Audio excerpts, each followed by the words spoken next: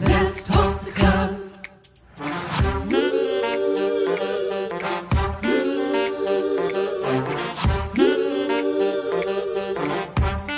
One more thing, like, subscribe and share. Come on, let's talk the club. Woo!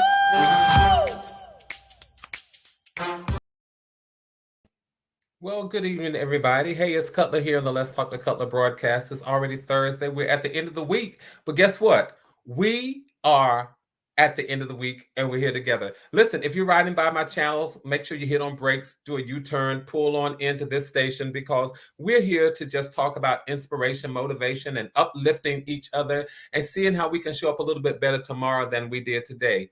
You all know I always say it doesn't mean that today was a flop or a failure. It means that we're doing some introspection. We're taking a moment. We're just stopping for about 1,800 seconds to see how can I show up a little bit better tomorrow than I did today. We've been reading from this book right here, When I Am Overwhelmed, How to Handle Life at Its Most Intense Moments. And this has been a safe space for us to talk about some of those intense moments that some of us are handling and some of us are helping other people to navigate. And so I appreciate the fact that we're all here. I appreciate the fact that we've been courteous in the conversation. And I certainly appreciate the fact that we're just doing what we can to survive and we're helping each other. And I tell you, I want to shout out the LTTC VIPs for just a moment. But before I do that, let me remind you, if you're passing by for the first time, do me a favor. Please do me a favor. Just hit your brakes for just a second and subscribe. Subscribe to my channel. Please, I'm just trying to build this community of winners, build this community, this network for those of us who are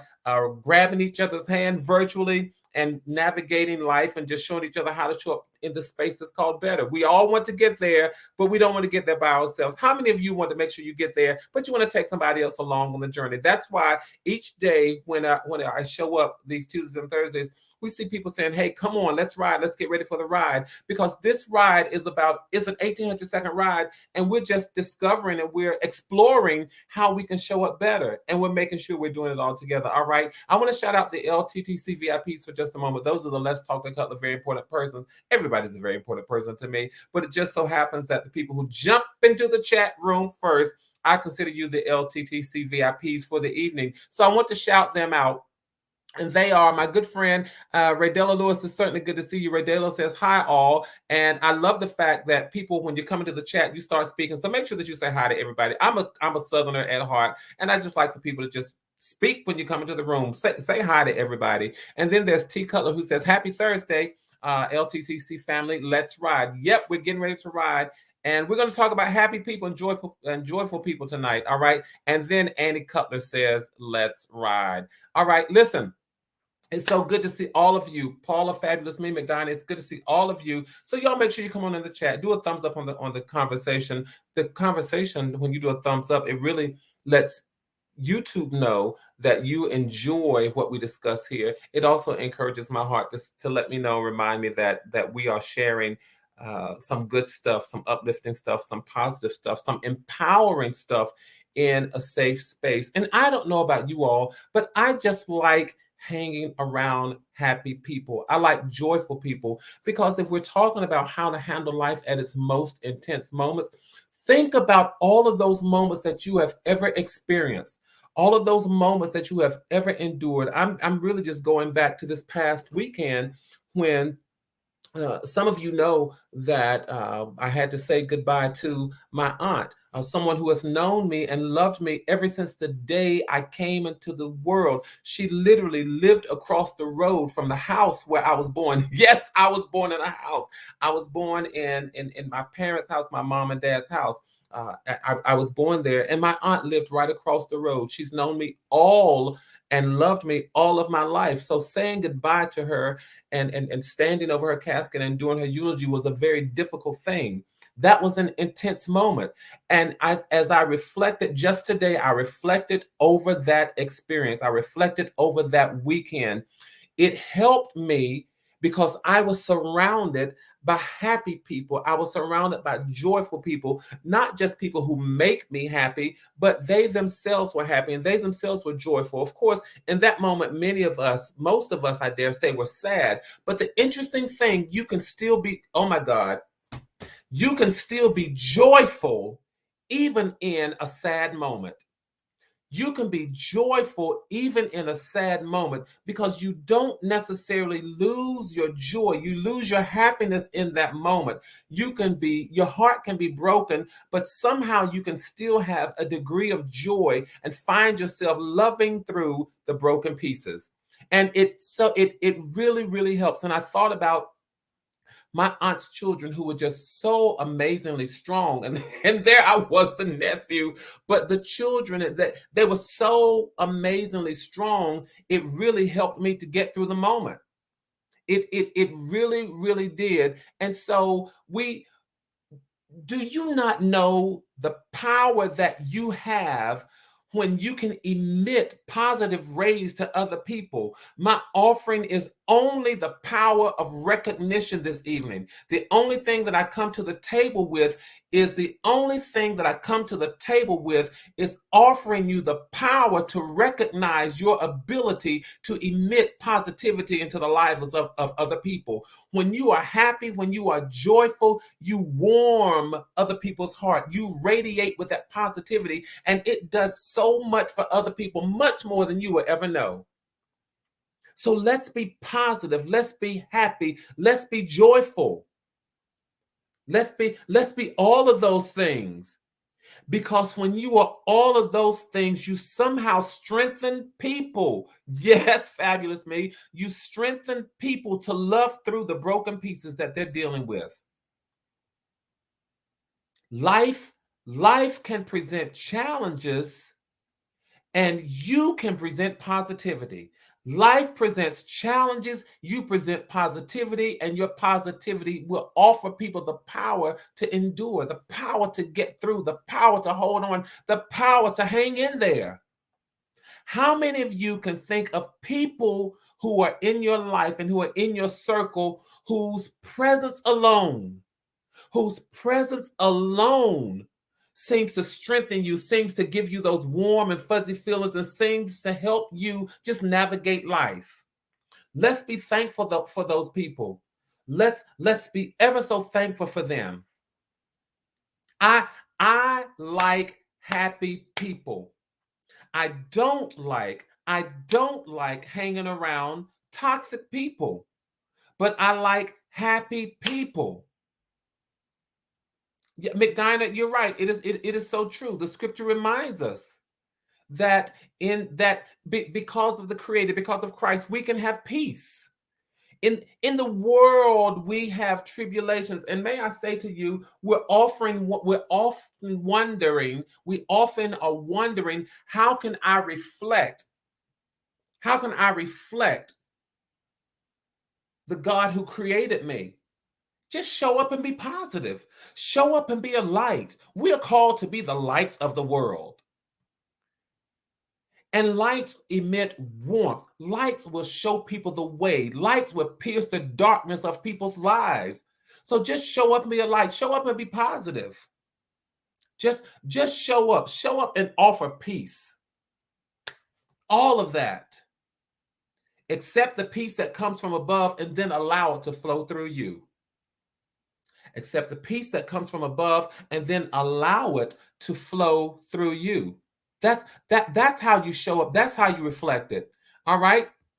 So you all listen, and you all know from time to time, I just like to shout out and just share good news. So I'm going to post this, and you all do me a favor. Let's celebrate one of our fellow book club members, one of our fellow writers. Fabulous me, I have to say congratulations. As a matter of fact, I think this is wonderful. You also listen. I'm going to post this. Fabulous me says this. Hi, what a great topic today. My child just got into her college opera program. We are happy and joyful. And you know what? We are happy and joyful with and for you. So I don't even know your child, but congratulations to her for getting in the opera program. tell her that Cutler says congratulations. All right. And every time she takes the stage, every time she takes a microphone, tell her to just leave everything on the stage. Just go for it and leave everything on the stage. We all send our congratulations. So y'all, if you get a chance, just make sure that you send a note of congratulations to Fabulous Me. All right. Listen, because I believe in sharing happy moments. I believe in sharing happy spaces. And if anybody else has some good news, just post it. And we're just going to share happy and good news. See, people are already saying congratulations. That's what I love about you all. I love that because we are not so self-centered as to not be able to applaud and commend and share positivity with each other. I mean, that's why we share this space. That's why we share this space. Don't you appreciate happy and joyful people much more than you do toxic people? Toxic people, talking about becoming overwhelmed, toxic people will wear you out, wear you down, and make you feel overwhelmed all the time. So I wanted to talk about, happy and joyful people. You can smile around happy and joyful people, and they don't have to look at you side-eyed and make you think that you don't deserve to smile. Absolutely not. Happy and joyful people will allow you to be authentically you and not feel as though you have to become someone else. Happy and joyful people will let you live in the moments that are yours, and they don't try to crouch on your space. Happy and joyful people won't manipulate you. Happy and joyful people will show up consistently. They may not always feel the same all the time, but at least they're going to be consistent. They're what I call those kind of even-tempered, even-keeled people that what you see is what you get. And for the most part, unless there's some major dynamic in life that rocks their boat, they're going to pretty much be the same. They're going to pretty much be the same people. They're going to communicate. They're going to be warm and welcoming. They're going to allow you to be comfortable around them because they want to be comfortable around other people. That's what happy and joyful people do. That's exactly what happy and joyful people do. I have your book on my coffee table and caught my 16-year-old son looking through it. We all do this together. I love it. Wonderful, wonderful. Tell the whole family that I said hi, and thank you for sharing me with all of your family. I appreciate that. But you all, so let's look for happy people. Let's strive to find happy people. And then here's the challenge. Let's try to be the happy people in somebody else's life. Yeah, let's be the happy and joyful people that others are looking for. Many years, I lived in Atlanta, and there was this gentleman who emitted so much positivity until he was known as the happy preacher. And when he died, a lot of people did not know his real name, but they knew him as the happy preacher. He traveled the width and the breadth of this country. He showed up at all kinds of events, presidential inaugurations. He showed up at political affairs. He showed up at social affairs. He showed up at presidential affairs. He showed up for national government affairs, local government affairs, for so many things. The mayor of Atlanta was inaugurated. Coretta Scott King at her funeral. So many others. But the man was known by the title Happy Preacher for two reasons. Because he was not going to let anybody steal his joy, and because he was going to emit positivity wherever he went. I will never forget in one of his speeches, in one of his presentations, in one of his addresses, it did not matter to him that folk talked about him, didn't like him, didn't understand him. He was going to be consistently himself. And he said to the crowd, "You can hate me all night, but I'm going to heaven when I die." In other words, what he was saying is, I'm going to be me. And it does not matter what you think about me. It doesn't matter what you opine about me. Your opinions about me will not distract or detract or devalue me or my worth. That's what he was saying. I'm on a mission. I'm going to treat people right. I'm going to do what I have to do. I strive to get to heaven. And no matter what you think of me, it's not going to affect my joy. It's not going to affect my happiness. He said, I'm still going to heaven when I die. And I love the sentiment. I absolutely love the sentiment. All right. So then, hang around happy people. Fabulous. I might have to have you on one evening. So you said you can't sing. And it is wonderful that she's found her gift and she's working toward a dream. But be happy, you all. Strive to be happy. Strive to be happy. So just for a few moments, and y'all know I'm only here for 1800 seconds. So I want to tell you the people not to hang around. Don't hang around toxic people. I promise you, I'll get back to the book. We'll pick it up. So those of you who are just running by and you're thinking, oh my Lord, I thought the man said he was going to talk about the book. He's been reading the book. Yeah, we've been reading the book, but I just feel so compelled to just throw in these messages every now and then because we're talking about how to handle life at its most intense moments. One way to handle life at its most intense moments and help yourself not to become overwhelmed is by not hanging around toxic people, minimizing the people who bring toxicity into your life. There's so many things we could say about them. And some of us know that we have them in our lives. How do we describe them? They're unpredictable. They're inconsistent. Their behavior, you don't know. On one day, you're going to get Dr. Jekyll. The next day, you're going to get Mr. Hyde. They're manipulative. They're cunning and they're manipulative. They are emotional manipulative. Don't hang around them. They can sometimes be dishonest. They can sometimes be self-centered. You're going through something and they will deny your reality, tell you things like you're just overreacting, you're being dramatic. What sense does that make? When you're dealing with something, how dare other people come in and deny you your reality? How dare they? And then not only that, Miss Yvonne, I'm scared of toxic people too, because you don't know what you're going to get from them. They don't take ownership of their errors. They can hurt your feelings and never apologize. I don't trust people who don't apologize. I just don't, because if they can hurt you today, they can hurt somebody else today and never apologize. That means they'll hurt you and keep right on going and give no thought to it, no thought about it, no consciousness about the impact of their words and their behavior. No accountability. And then sometimes they don't recognize boundaries. And you have to say, listen, no, you are not a part of every facet of my life. There are some boundaries. There's some things that you just can't do. Listen, some people know I will set boundaries. I will tell people, unless you're in my inner circle, don't call me before 9 a.m. Don't call me after 10 p.m. You all, sometimes I have it bad. Not only, don't call me don't even text me before 9 a.m. It's just me setting boundaries. You have to learn to set boundaries and be okay with them. But toxic people don't have boundaries. And then I found so many times, I've lived long enough to recognize some of the symptoms of toxic people. Sometimes they would create these power dynamics. Their position, they might outrank you, and they're constantly throwing their position up in your face. And they will refer to themselves by the position that they hold. Well, don't talk about the position that you hold in life. What about you talk about the position that you hold in my heart? They will create these power dynamics. Well, I'm the older one.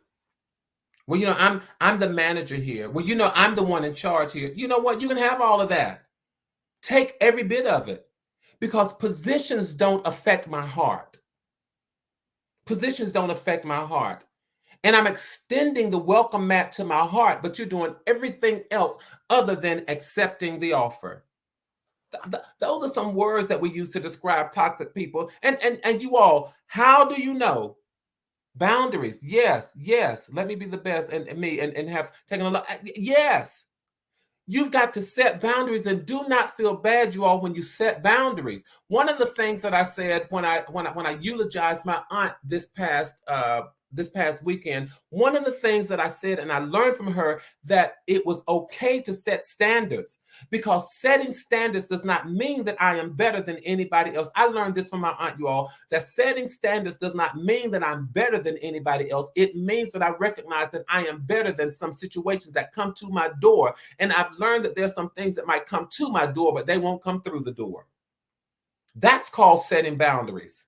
And if people don't recognize that, you say to them, listen, there are some things that you're bringing with you that just cannot come through the door.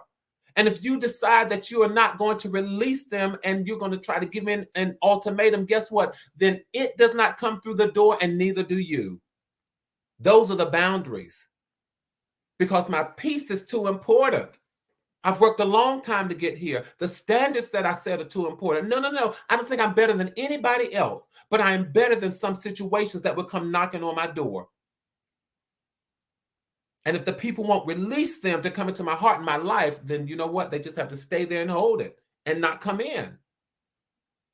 There's some people who probably don't speak to me today because they carry things and they want to bring them into my life. No, ma'am. No, sir.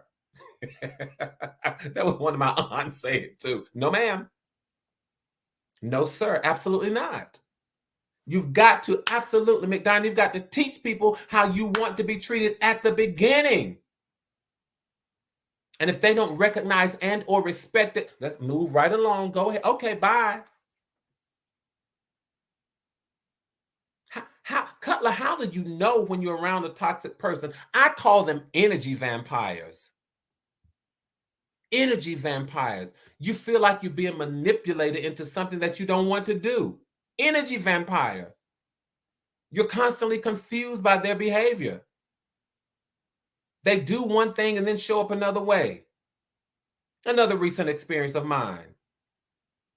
People would do one thing and then show up another way and try to manipulate you publicly and emote. No. I'm following your lead. I'm following your behavior because your last communication, your last correspondence with me suggested this. So when I see you in person, I'm responding to your last behavior, your last communication. And when you show up inconsistent with that, I consider you an energy vampire. I'm confused by your behavior. How do you know when you're around toxic people? You feel like you deserve an apology that never comes. They hurt your feelings, they offend you, and they never apologize. Toxic. They know what they say. I'm going to use this word, please. So you don't hold it against me. Well, maybe I should not, but yes, I am. Because at least you'll know what I'm thinking. People will piss you off. Know they upset you. Know they offended you.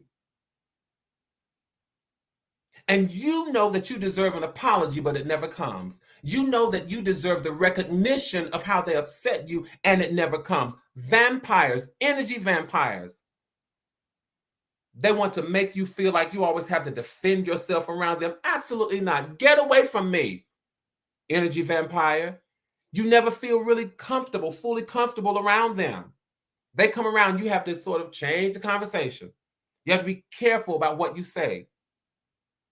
You have to choose your right words, all that kind of stuff.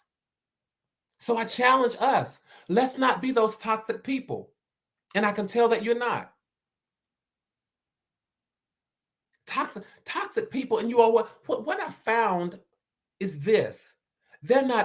It's not that they were born toxic. Sometimes people become toxic. It's almost like a gallon of milk that sits in the refrigerator too long and it becomes spoiled. It's sort of like that. Sometimes people become toxic. Like a gallon of milk. They really can't endure things very long. And so after enduring for just a short while, they become spoiled and toxic. They've been around too long. They really don't have the energy they don't have the energy or the endurance to sustain anything. Every time you turn around, you hear them saying things like, I'm tired of this. No endurance. Everything is short term. I'm tired of this. I'm sick of that. I'm over him. I'm done with her. When you hear people saying stuff like that, it means that they don't have the energy to sustain long-term relationships. And sometimes they become toxic. They drain your energy and they hurt people. They can't maintain friendships. Every time you turn around, they got new friends, new best friends forever. I mean, every time you turn around, there's a new best friend. A new best friend? You're 75 years old and you just got a new best friend yesterday? No. So this is our toxicity self-check. I guess that's what it's called. Let me make sure I can sustain friendships. Let me make sure I'm not the kind of person that people don't want to hang around. Let me make sure I'm the kind of person that people are comfortable when they're around. Let me make sure that I'm the kind of person who's intentional about welcoming people. Let me make sure that I'm the kind of person who consider the impact of my words and behavior on other people. Right? Because toxic people will sacrifice you to make themselves look good. Envy, you just said it. They want to try and impress their boss at your expense. Right? They will sacrifice you. Cutler, how do I handle these people? How do I handle them? What do I do with them? How do I help me in those intense moments? How to handle life in its most intense moments, when some of those intense moments are caused by toxic people. Cutler, what do we do? Let's talk about it this evening. Ignore them. Ignore them. And I'll just go so far as to say this, you all: if you can ignore them, distance yourself from them. Limit your exposure and your experience with them. Ignore, distance, and limit. Set your boundaries and be okay with setting boundaries. Never mind what other people think of the boundaries that you set for your life. Never mind what other people think of the boundaries that you set for your children. Never mind what other people think of the boundaries that you set for your marriage and your relationship. Never mind what other people think of the boundaries that you set for your profession. Never mind what other people think about the boundaries that you set for your heart. Those are your boundaries. And if they don't recognize them, if they don't respect them, then you ignore them, you distance yourself from them, and or you limit your experience and your exposure to those people. Because some of us have worked too hard to have the peace that we can now enjoy. Some of us have worked too hard to make sure that our families are intact. Some of us have worked too hard to make sure that our space is okay, that I'm safe and serene and ensconced where I am. Some of us have worked too hard to get to where we are in life, to have other people disrespect the boundaries that we set. So what I'm saying, defend yourself. Self-preservation is the first law of nature. Look out for yourself. And yourself means you, your heart, your family, and everything connected to you. Look out. Defend yourself. And then you all, it is unfortunate that we have to say this, but the truth of the matter is sometimes you have to arm yourself. Because I almost went into the Wizard of Oz because of wonderful things he says. But listen, sometimes you have to arm yourself. Why would you say that, Cutler? Because toxic people sometimes know how to hit where it hurts. That's called manipulation. Oh, yeah, that's called manipulation. They know how to hit where it hurts. And so you have to sometimes arm yourself and find yourself on guard. That is why, for me, I just have to tell the truth, y'all. I don't have the energy to be on guard all the time. I don't have the wherewithal to do that. So for me, it's easier to ignore. It is easier to distance. It is easier for me to limit.